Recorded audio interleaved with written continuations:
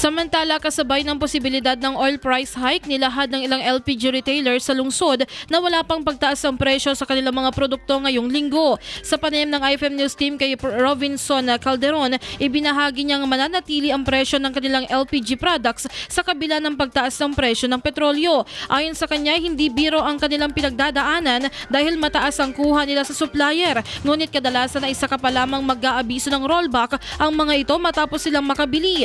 Dagdag pa niya, ramdam pa rin hanggang ngayon ang epekto ng krisis tulad ng gyera na nakakaapekto sa galaw ng presyo ng langis.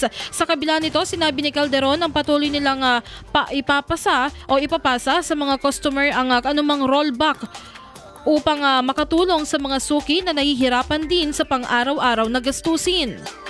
As per mga suppliers natin, yung mga marketers natin, yung iba't ibang plans,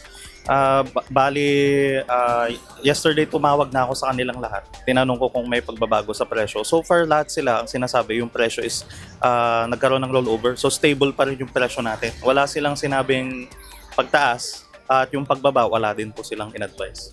Dati kasi nung wala pa tayong krisis sa gera at saka sa oil supply, ang price adjustment lang po talaga is once a month. Parang first day of the month, dun lang sila nag-i-increase or nagro-rollback. Tapos nitong mga nakarang araw nung rollback naman po, inihintay talaga namin mag-rollback bago sana kami makapagkuha ng supply. Pero wala na po din silang advance na advice. Abonado tayo dun sa rollback po kasi hinahanap po ng customer, hindi naman po namin pwedeng hindi ibigay. So usually kahit na meron pa kami mga stocks na nakuha namin sa mas mataas na presyo, bilang syempre dahil meron na nga pong rollback, kailangan po natin ibigay sa mga consumers yung rollback na hinihingi po nila. Samantala, naglalaro mula 1,250 pesos hanggang 1,410 pesos ang presyo ng mga local brands.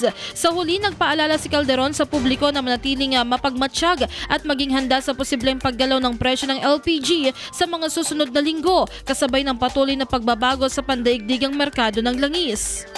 Ang message lang natin sa kagaya din po ng mga consumers natin, mga customers natin, maging kami ng mga retailers at dealers, nag-aabang at nag-i-intain po talaga ng mga rollback. So as much as possible talaga, ang ginagawa po namin, pagka-rollback naman po sa amin ng supply, ay nira-rollback naman na din po namin agad yung bigay namin sa kanila. So sa ngayon po, siguro mas maganda mas maging aware po tayo sa mga balita para at least kapag mayroong mga adjustment sa presyo, aware na din po sila agad dun sa mga adjustments.